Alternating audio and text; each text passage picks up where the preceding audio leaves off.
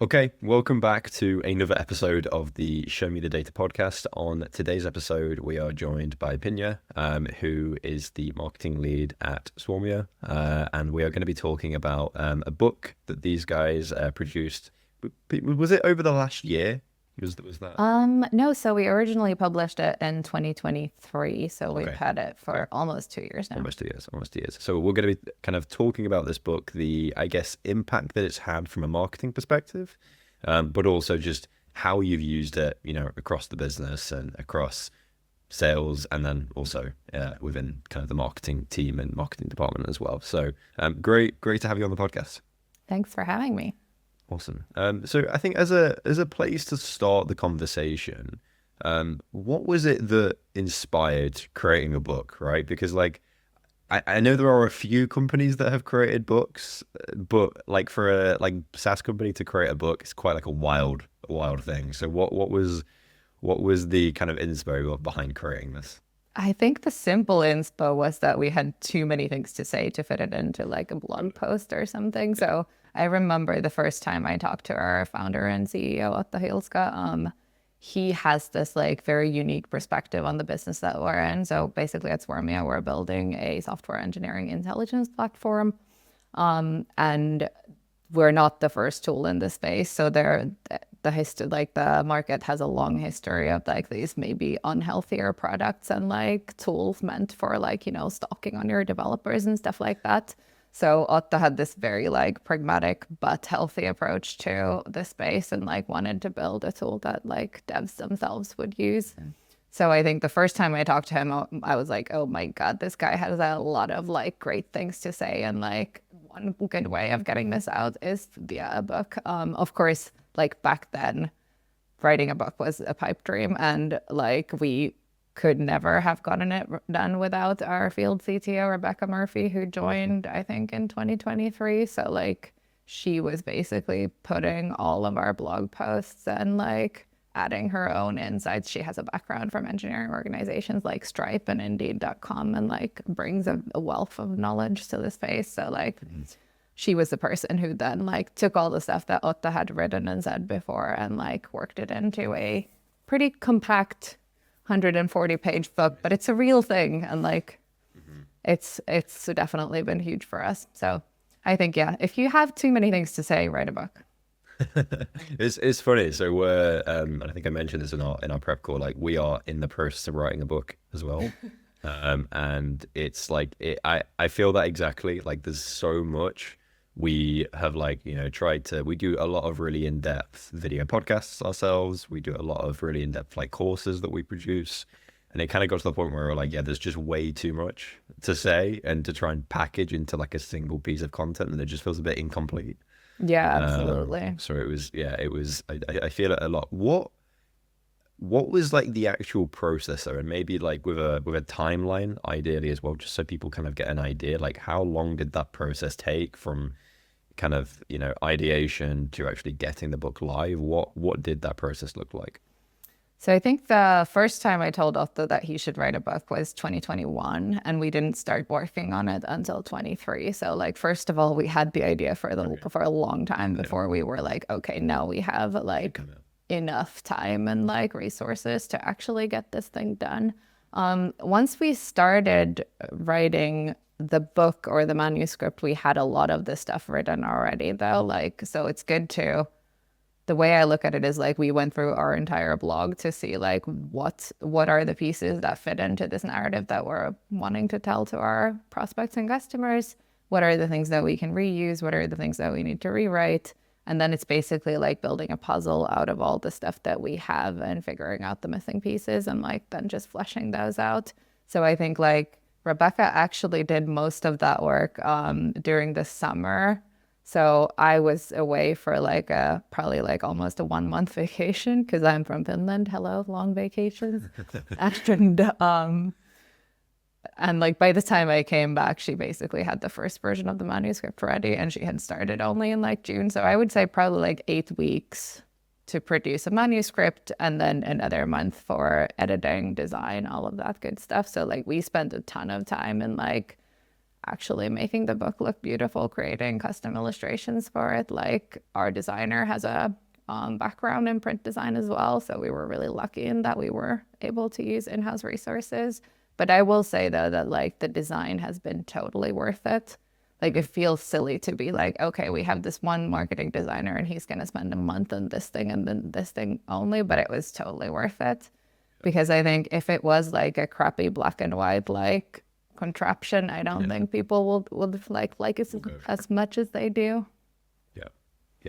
Yeah, no, that makes a lot of sense. I think it's worth putting in. It's like we're actually kind of nearing that process ourselves, and we did try and like DIY it ourselves with the design, and we were like, yeah, we probably shouldn't do that because it's like it's not going to make it as appealing. Yeah, it depends on what you're trying to do, but we had a lot of like kind of complex concepts that we were trying to get through, and of course, design is a great asset for that. When it comes to the promotion side, so you have the book published.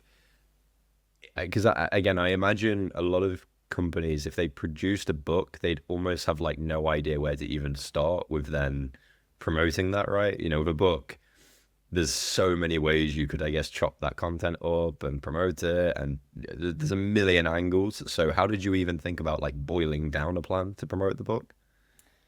So for us, it was pretty easy, and like we always knew that like once we had the book, we could just like figure out how to distribute it. So it was more like we had a deadline. We were sponsoring this conference in I want to say October 23, and we were like, okay, so we know that like we need to kind of reverse engineer the timeline from whenever we know that we need the ready print files to have them like shipped to the conference. So events have been big for us, first of all. So we knew that like instead of handing out, socks or branded t-shirts or any of the like typical swag, we were like, why not give them something that they can read on the plane right over to home? And like, why not give them something that's going to sit on their desk and like remind them of us constantly, rather than something like unrelated piece of garbage that's just going to end up in a landfill somewhere in a year or two. So so events was our number one play, but then I think it's kind of evolved organically from there. We actually realized as soon as we started talking about the book on social, like having Otta and Rebecca like both post about it on LinkedIn, people were like, where can I get a copy? We also sell it on Amazon, so like the marketing kind of does it itself there a little bit. And we never wanted to sell it for like, yes, we're going to make a lot of money from this book. It's more like we get the minimum profit. It's actually probably not very profitable for us to do that. But we were like, what's the cheapest we can sell this for that Amazon will allow us to? Makes sense. Have you found like, so just like the natural marketing that's on Amazon itself, so, like not connected to LinkedIn, have you seen anyone interesting come in that's like, they've brought the book off Amazon not knowing who you guys are, and then they've come to your ecosystem? And like, is that a thing that you've seen, or is it less like honestly probably yes, but that's really hard to track. To track. We know that we've sold like hundreds of copies on Amazon. I can't remember the exact number, but like we know that people are actually paying for this thing, which is also pretty cool, because like you don't do that to a PDF ebook. Like you don't go like, let me give you €5 for this. And of course they only pay for it because they get a physical or Kindle copy, but like it's still like, I think it is because it's like a good piece of content. Yes, for sure 100%. Can you walk us through this like deal? I know you mentioned in kind of the prep that there was a $90K deal that was closed from this book. So what was this deal, and how did the book influence it? Yeah, so that's a bit of a clickbaity thing to say, first of all, that like, of course it influenced this, but it's not the sole thing, and it never is in B2B. There's never only just touch point. But like with that caveat, there was this exact event that I was talking about. We were sponsoring it. We had something like 300 copies of this book there to hand out to attendees, and we had a really good conversation with the director of engineering there, who had actually never heard of Swarmia before. She grabbed a book, emailed us a couple weeks later saying like, guys, we should talk.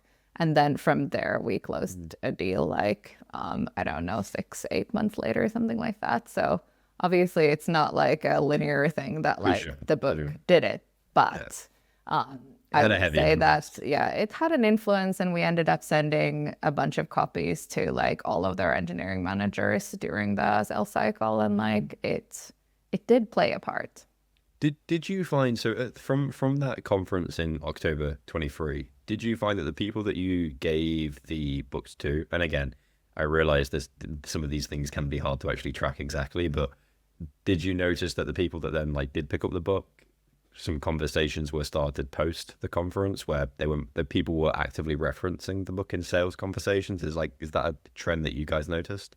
Yeah, for sure. And we well, like actually we do that two ways. So we can use the book to start a conversation, but then we also use the book mid conversations as kind of like a pre-onboarding thing. So like if somebody comes us to inbound, never having heard of the book, we're like, hey, can we send your team some books?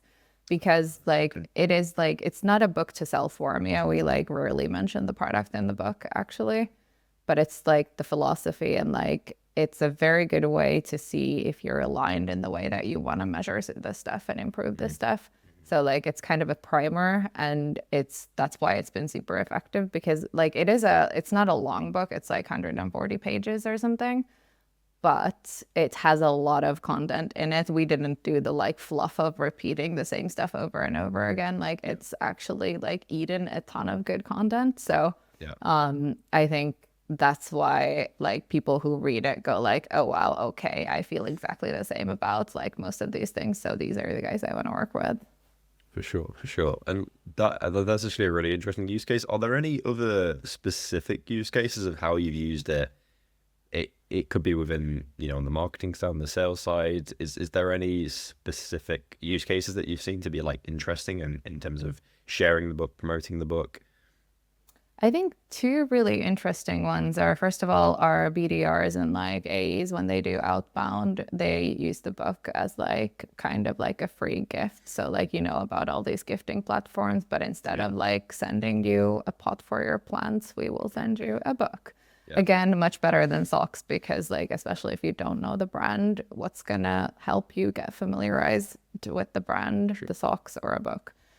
So that's been really effective, especially in campaigns where it's like no strings attached, kind of like, hi, I noticed you got promoted into a director role. We've seen a ton of other directors Yeah, enjoy this book. Would you like me to send you a copy? Type of stuff. And like those have been great, because it's like it's such a like surprise and delight moment. Like not many people are doing this, and you get something of value, but at the same time we don't feel like we're, sending you some garbage. We're actually giving you like something valuable. So that's been one of my favorite ones. And the other play that I really like is virtual events. So we were just doing like a virtual workshop earlier this week in collaboration with one of our partners. And after like at the end of that workshop, we were like, okay, if anyone wants a free copy, we'll send it to you. Just fill this form. Boom.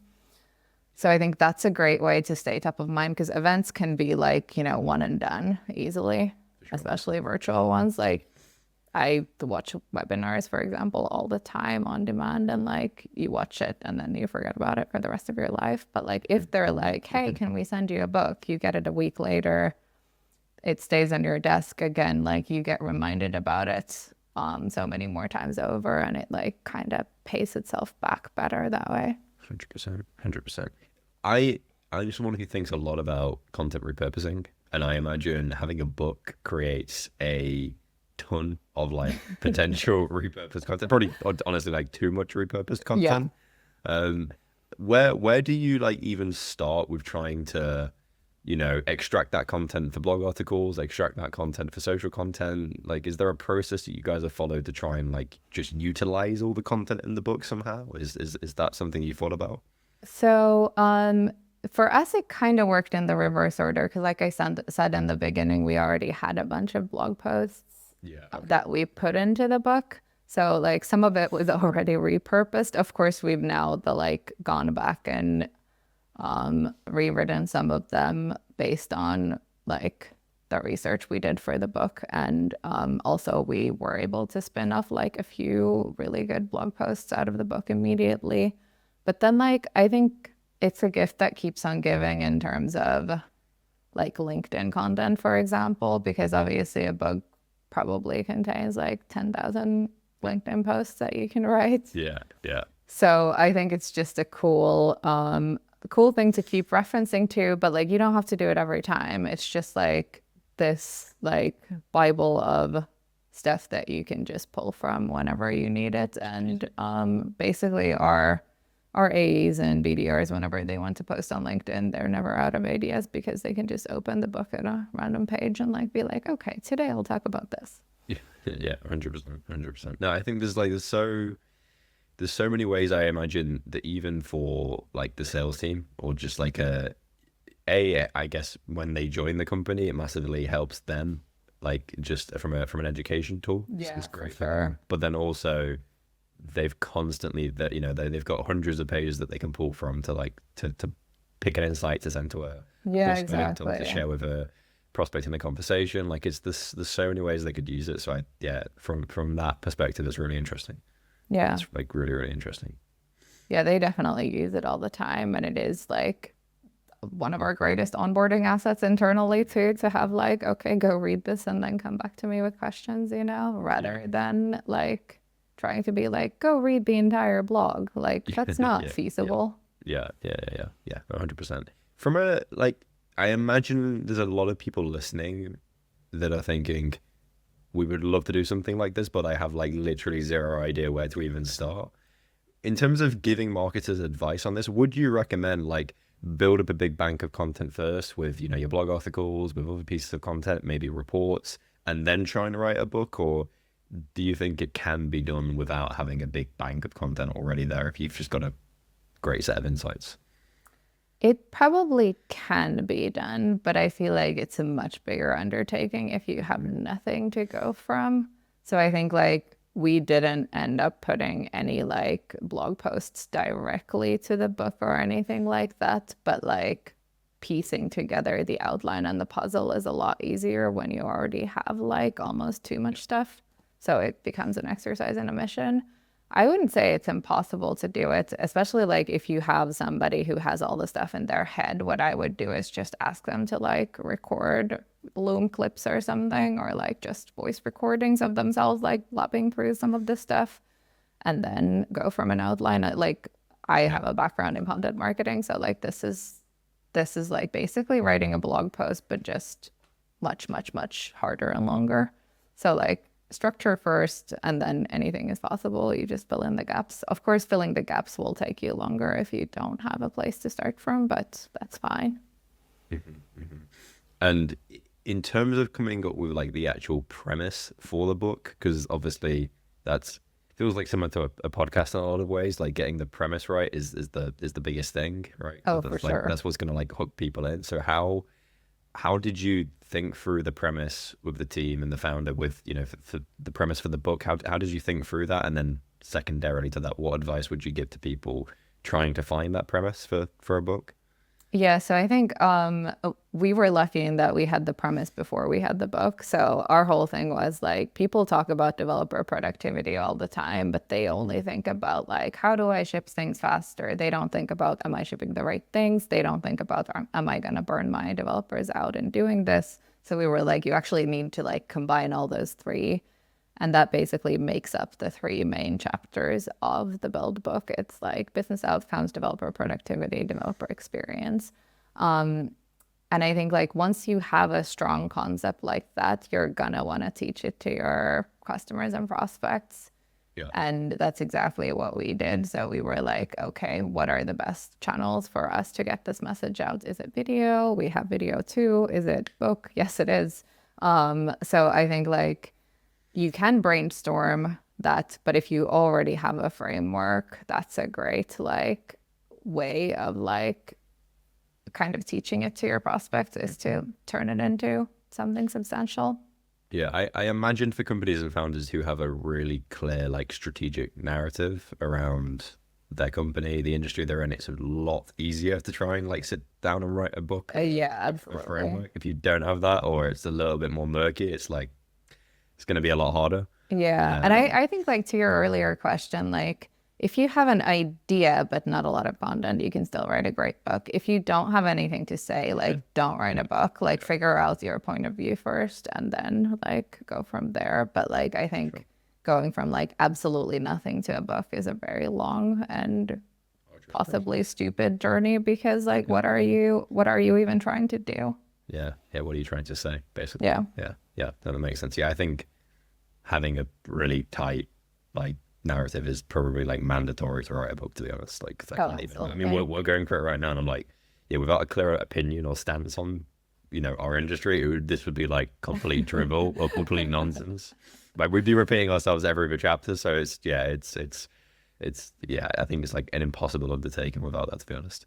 Yeah. And business books are like, I feel like known for that like fluffy repetition. Like, I don't know if you've ever read Thinking Fast and Slow, which I guess technically isn't a business book, but like I droned out like halfway through the book and I was like, this guy needs to stop repeating the same thing. Like, it's a great blog post, but as a book, not so much. So like, I think like forcing it is also a big mistake. Yeah, and probably actually not making the book, or not feeling like you have to make the book too long either, right? Like it doesn't have to be like 300 pages or 400 pages. Like it can be 50. I've seen business books that are like, or books from companies where they've done them like as 50 page. Yeah. Like I think Inner Comes on Marketing, which is like one of the first examples that I remember seeing about like companies writing books. It's probably like, I don't know, less than 100 pages. It's a pretty quick read. It's not like extensive. The other one that stands out, I think, was Drift's conversational marketing book. That's a big one, but they had the small one too, like the Swan Scale, which is like a little pamphlet as well. Okay. I remember it being like 60, 70 pages. Maybe it was like a shortened down version. That's the Swan Scale one, because the conversational marketing book, I never actually finished it. Okay. It is like 300 pages and like a hardback copy, and like it's a real thing by the publisher. And I feel like when you involve a publisher, that's what happens. If you self-publish, you get to do basically whatever you want to creatively. Maybe just a final wrap up, just on the publisher versus self-publishing, because I know for sure people are also asking that, listening to this, saying like, do I not need a publisher to make a book on Amazon? Is that just to like dispel that myth? You don't need a publisher, right? You absolutely do not need a publisher. And like I think the first version we didn't even sell on Amazon. The reason we started doing it is that we wanted it on demand, and it seemed like one of the like cheaper alternatives of getting that done for a startup. But we also do make print runs that are higher quality at our like printing press. So we do both. But you absolutely do not even, like, if you're not planning on selling it, you don't even need an ISBN. Like, it's super simple. Okay. Yeah. Because that's like definitely not a route we're trying to go down either. So yeah. And like, but putting it on Amazon I was dreading it. I remember when we submitted it and I was like, sitting there scared for 48 hours, but like that's all it took. We never got like hours. Wow. Yeah. It was, you submit it, you check everything looks good, and you click on a button, and basically they approve it really quickly. Wow. Okay. Yeah. In my head, I was like, it's going to take 3 weeks, 4 weeks, 5 weeks. So that's significantly faster. Awesome. As like a final wrap up or take, or just like piece of advice that you would have for a marketing leader, company founder trying to produce their own book, what would be like your one takeaway from all the learnings you've had through this process? That's a good question. I would just say like spend time on the point of view, like above anything else. Like if people read the book and get disappointed, that's worse than not having to even written a book. Yeah. Like make sure it's good before you send it out to the world. But I think that's the only one. Like I'm really proud of the quality still. And like, of course, we're always like coming up with new things to add to the book. And I'm like, one new edition a year is fine, but like, we're not going to make, 40 small edits to the book every year, because that doesn't make sense. So like, make sure you create something that like stands the test of time, because books are also physical objects and you can't remove them from the world like you can with your website or blog post. So make sure that you can be proud of it. For sure. Awesome. That was a great podcast and great takeaway. Thank you for joining us on the podcast.